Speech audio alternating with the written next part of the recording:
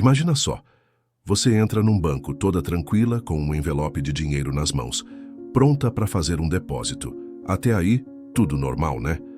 Mas aí, a atendente te olha de cima a baixo, faz cara feia e começa a te tratar como se você fosse uma criminosa, só por você ser negra. Agora presta atenção, e se eu te contar que essa menina, que foi humilhada na frente de todo mundo, era filha do dono do banco? Sim, filha do dono. Já pensou na cara da atendente quando descobriu a verdade? A história de hoje é daquelas que parece filme, mas é realidade. Uma história que mostra como o racismo ainda está presente, mesmo onde a gente menos espera. Antes de te contar tudo, me responde aqui nos comentários. De onde você está assistindo esse vídeo? Quero saber até onde essa história vai chegar. E aproveita agora, já deixa o like, se inscreve no canal e ativa o sininho, porque quando você faz isso, ajuda esse vídeo a alcançar ainda mais pessoas. Histórias assim precisam ser contadas e ouvidas. Agora segura firme, porque o que essa menina viveu dentro daquele banco vai te deixar indignado. E o final, ninguém, absolutamente ninguém, viu chegando. Era para ser só mais uma tarde comum. Eu saí de casa com meu envelope de depósito nas mãos, andando tranquila até a agência. Vestia uma roupa simples, cabelo preso, chinelo no pé, nada demais. A gente cresce ouvindo que tem que andar, com postura nesses lugares. Então fui com respeito, educação e tudo certo. Eu só queria fazer um depósito, só isso. Mas como muitas meninas negras nesse país, descobri mais uma vez que, para alguns, a nossa cor fala mais alto que qualquer educação que a gente tenha. Assim que entrei no banco, notei o olhar da atendente. Uma mulher branca, de óculos, com aquele sorriso seco e mal disfarçado. Me aproximei do balcão e falei com calma. Boa tarde. Gostaria de fazer um depósito, por favor. Ela nem me respondeu. Só olhou para o envelope na minha mão e, sem disfarçar o tom de desdém, soltou. Isso aí é o quê? Troco, fiquei em silêncio por um segundo, engoli seco. Eu sabia o valor que estava ali. R$ 8.500, em cédulas limpas, separadas e organizadas. Era o que meu pai tinha me dado para depositar na conta da empresa dele. E sim, a conta estava naquele mesmo banco. É dinheiro, sim. Para depósito na conta jurídica. Tá tudo identificado. Respondi.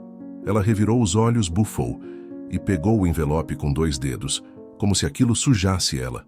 Começou a contar o dinheiro devagar, olhando para mim como se eu tivesse roubado cada nota.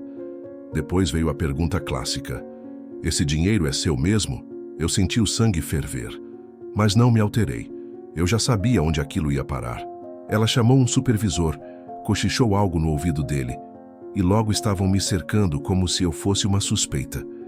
As pessoas ao redor começaram a olhar. Alguns cochichavam, outros só observavam. Foi quando eu disse, por favor, confiram na ficha da conta.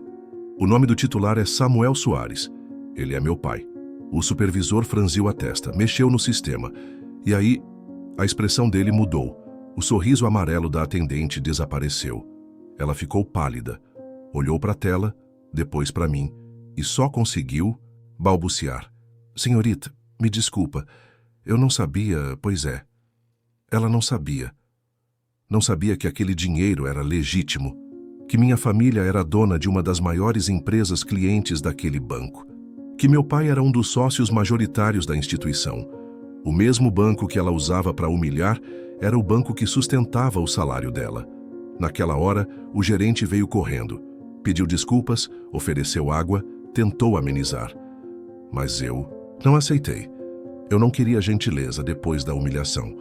Eu queria respeito antes da suspeita. E sabe o que foi mais simbólico? O envelope foi devolvido para mim, lacrado de novo, e um segurança me acompanhou. Não para me vigiar, mas para garantir que ninguém mais me tratasse daquele jeito dentro da agência. Naquela tarde eu não chorei.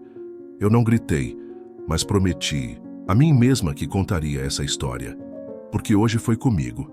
Amanhã pode ser com outra menina, com outro menino, com qualquer um que, por ter a pele mais escura, é visto como ameaça antes mesmo de falar. E se eles acham que vão continuar, nos humilhando em silêncio? Tão muito enganados. A gente fala, a gente expõe. e a gente nunca mais abaixa a cabeça. No mesmo dia, quando cheguei em casa, contei tudo ao meu pai. Ele me ouviu em silêncio, com os olhos cerrados e a expressão carregada. Não era a primeira vez que ele escutava algo assim, mas ali foi diferente. Dessa vez não era uma história distante, era com a filha dele. A filha dele sendo tratada como suspeita dentro do banco que ele mesmo ajudou a construir. Ele pegou o telefone, ligou direto para o presidente da diretoria executiva, um homem que conhecia há anos, com quem dividia decisões importantes, reuniões estratégicas, milhões em investimentos. A conversa foi curta, objetiva e com um tom que eu raramente via nele. A atendente que humilhou minha filha vai ser ouvida amanhã. E eu quero o setor de atendimento todo revisto.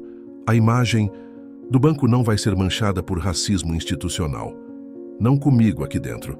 Na manhã seguinte, a história já havia vazado nas redes sociais. Uma cliente que presenciou a cena fez um post contando tudo. Em menos de 24 horas, o caso já estava em perfis de influenciadores, páginas de notícias locais e até programas de TV. A legenda que mais circulava era simples, mas potente. Ela não sabia que a menina negra era filha do dono do banco. A agência onde tudo aconteceu teve que fechar temporariamente por ajustes internos.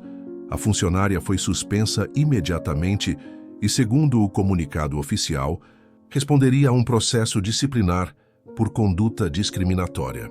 Mas isso ainda não era o suficiente para mim. Com a ajuda de uma advogada da nossa empresa, eu protocolei uma denúncia na Ouvidoria Geral da instituição e na Defensoria Pública. Não por vingança, mas porque, se fosse outra pessoa no meu lugar, sem sobrenome influente, sem pai sócio do banco, o que teria acontecido? Ela teria sido escoltada para fora, acusada de fraude. Teria saído dali chorando, humilhada, invisível. Essa era a questão que ninguém queria responder, mas que todos precisavam encarar. Foi então que uma emissora me procurou. Queriam que eu participasse de uma entrevista ao vivo no Jornal da Tarde. Fui. E lá, diante das câmeras, eu falei com a mesma firmeza que usei dentro do banco. Não importa se meu pai é dono ou não. Nenhuma pessoa negra deve ser tratada como culpada só por existir. O problema é sistêmico, é estrutural, e vai continuar até que a gente pare de normalizar o preconceito travestido de procedimento. A entrevista viralizou, gerou debate nacional. Programas começaram a discutir o racismo no sistema bancário. Outros relatos surgiram, gente que passou por situações parecidas, mas nunca teve coragem de falar. Agora tinham. E sabe qual foi a maior virada? O banco, pressionado por tudo isso, anunciou uma revisão completa no seu protocolo de atendimento. Criaram um setor de inclusão e diversidade. Implementaram treinamentos antirracistas obrigatórios. E mais, me convidaram para fazer parte da equipe consultiva que iria fiscalizar essas mudanças. Aceitei, porque eu entendi que ocupar esse espaço era mais importante do que recusar. Eu não ia virar as costas e fingir que o problema era só com uma atendente. O problema era o sistema inteiro. E se eu posso ajudar a mudar o sistema por dentro, eu vou. Hoje, toda vez que alguém entra naquela agência, encontra um cartaz na recepção. Aqui, dignidade vem antes do julgamento. E toda vez que eu olho para aquele cartaz, eu lembro. Eles tentaram me diminuir, mas quem ficou pequeno foi o racismo. O cartaz ficou famoso. Tiraram fotos, compartilharam nas redes, virou símbolo. Mas mais do que isso, virou uma mudança visível. Uma frase simples, colada na entrada de uma agência bancária, passou a ser o reflexo de um grito que por muito tempo foi abafado. Aqui, dignidade vem antes do julgamento. E esse impacto não parou por ali. Outras agências do mesmo banco em várias partes do país começaram a adotar a campanha. O setor de marketing transformou o caso em uma pauta institucional, só que, dessa vez, não era para se promover com discursos vazios. Era para reconhecer a falha e assumir o compromisso público de mudar. Começaram a rodar vídeos internos de treinamento com a minha história sendo contada por mim mesma, de frente para a câmera, olhando nos olhos de quem trabalha no balcão, na triagem, no atendimento. Se eu fosse sua filha, você teria me tratado assim? Essa era a pergunta que eu deixava no final de cada vídeo, e ela não precisava de resposta. Ela já dizia tudo. Eu me tornei conselheira oficial do Programa de Equidade Racial do banco. Comecei a visitar filiais, conversar com gerentes, coordenadores, colaboradores. Em cada lugar que eu passava, ouvia histórias que durante anos ficaram guardadas. Homens e mulheres negros que foram chamados de suspeitos, tratados como invisíveis, constrangidos por terem conta com muito dinheiro ou por entrarem em salas VIPs. Alguns choravam, outros desabafavam em silêncio, mas todos diziam a mesma coisa, até que enfim alguém fez alguma coisa. E não era só dentro do banco. O que começou como um episódio de racismo virou movimento. O setor financeiro, tradicionalmente branco, elitizado e blindado, teve que se abrir para o debate. Outras instituições começaram a rever seus procedimentos, criar seus próprios comitês de diversidade. Eventos de tecnologia financeira e investimentos passaram a me convidar para falar sobre inclusão racial no mercado de capitais. Eu, uma jovem que foi desacreditada em um balcão, agora falava com CEOs e executivos sobre responsabilidade social, sobre o racismo que habita o ar-condicionado e o sorriso corporativo. Recebi convite para dar palestras em universidades federais, escolas públicas e congressos jurídicos. Professores começaram a usar minha história como estudo de caso em aulas de sociologia e direito do consumidor. Documentaristas me procuraram para gravar uma série sobre racismo no sistema financeiro. E em um gesto que me marcou profundamente, uma jovem atendente negra me enviou uma carta escrita à mão. Ela dizia: "Eu trabalho em outra agência do mesmo banco. Depois do que você fez, hoje as pessoas me olham diferente. Não com pena, com respeito." Essa carta ficou guardada comigo, porque ela me lembrou do que realmente importa. A mudança que não aparece nos vídeos virais, que não está nas manchetes, mas que acontece em silêncio dentro das pessoas. Essa é a mais poderosa. Mas eu sabia que ainda havia muito a fazer. O racismo não se cura com campanhas bonitas. Ele é persistente, camaleônico e está sempre buscando brechas para voltar a agir. E por isso, eu decidi que não pararia ali. Comecei a trabalhar junto a outras lideranças negras do setor privado para criar uma aliança de inclusão no sistema bancário nacional. O objetivo era ambicioso: criar metas de contratação, planos de carreira e representatividade real nos conselhos administrativos das maiores instituições financeiras do Brasil. Fui chamada de exagerada, de sonhadora. Disseram que eu queria forçar igualdade. Mas a verdade é que ninguém nunca precisou forçar exclusão.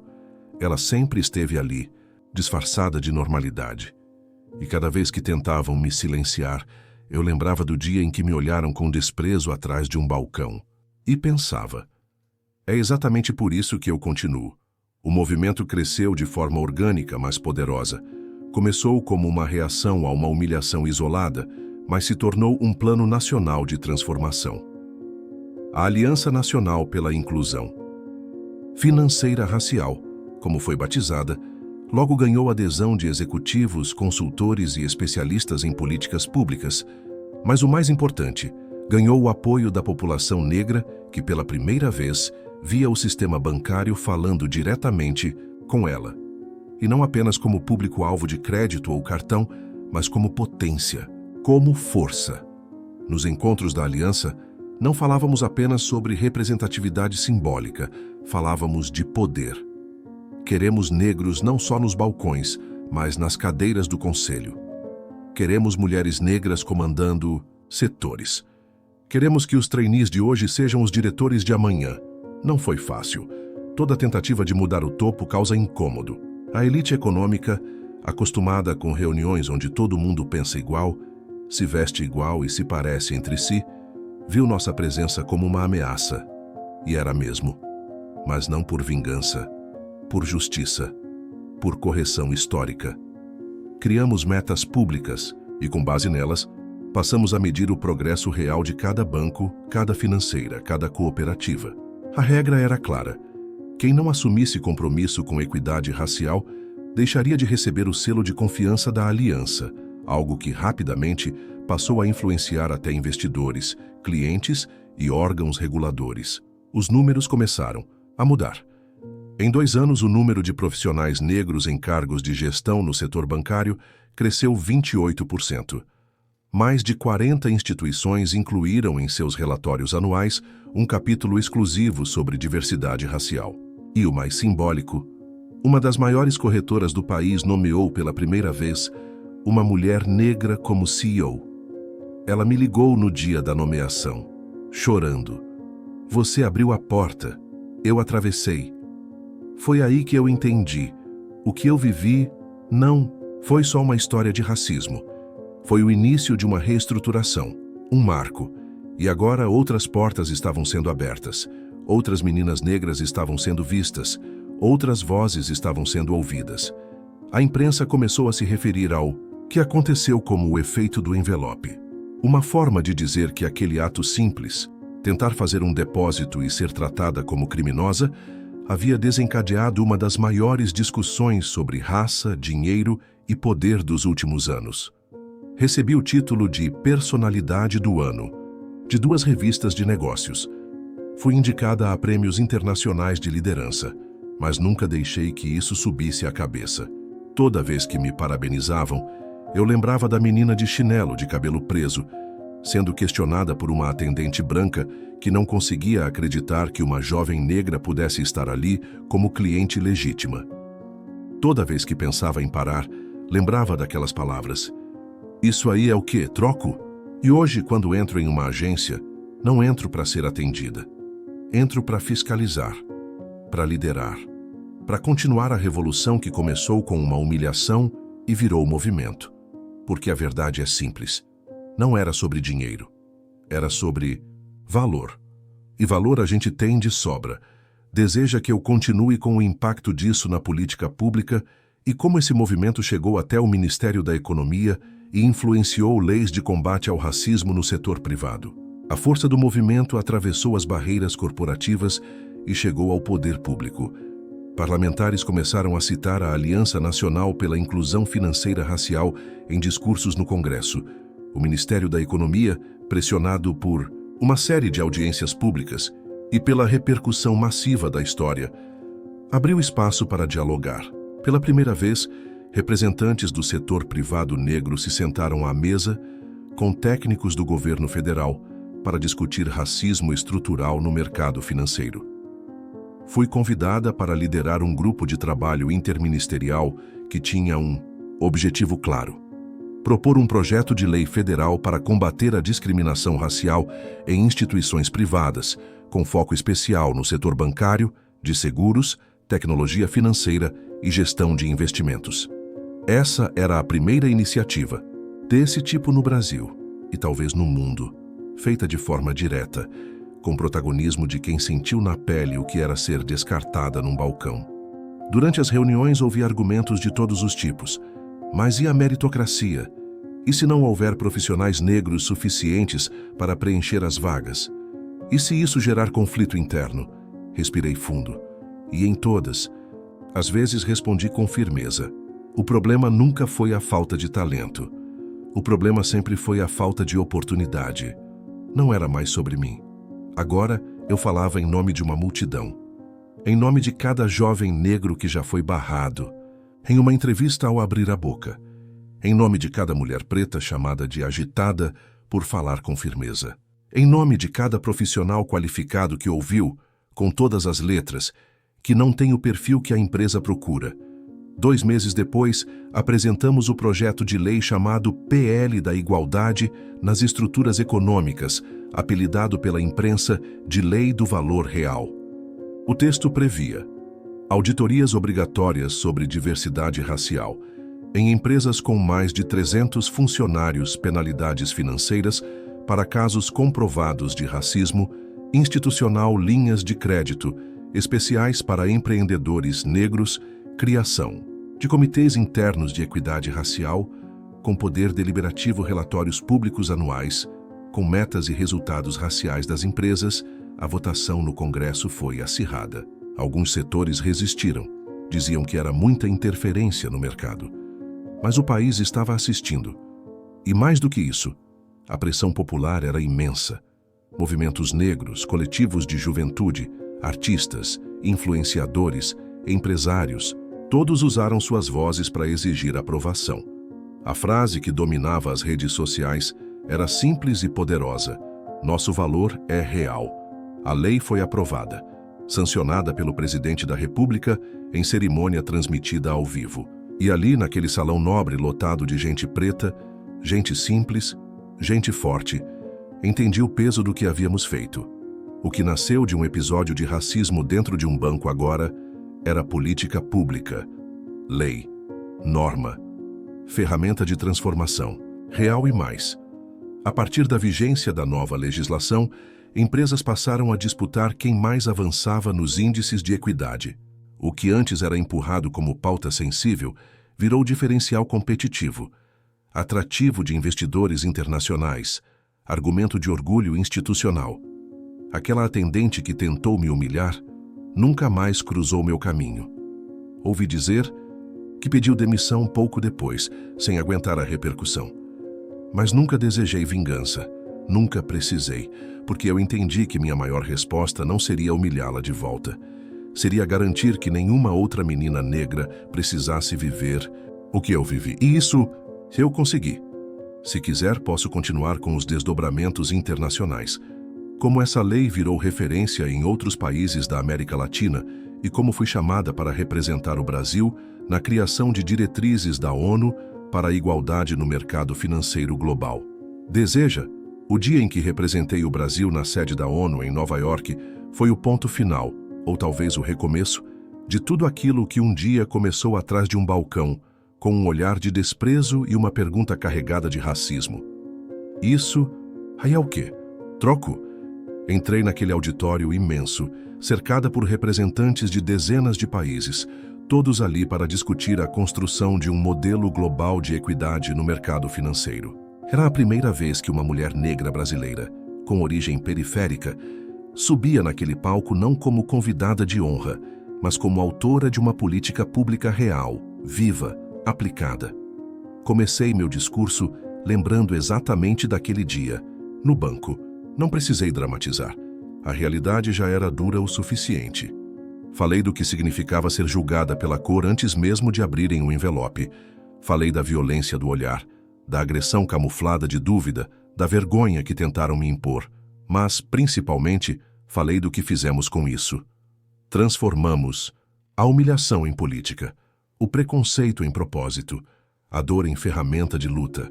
E o que era apenas minha história virou um movimento nacional de justiça e reparação. O silêncio na sala foi absoluto, e logo depois o auditório se levantou. Aplausos longos, firmes, não por mim, mas pelo que eu representava, pelos milhões que, como eu, foram silenciados em pequenas violências cotidianas e que agora estavam, finalmente, sendo ouvidos. Hoje continuo trabalhando com foco em políticas públicas, em formação de lideranças negras e na criação de uma nova geração de executivos, empresários e profissionais que não precisarão mais começar do zero carregando o peso da exclusão.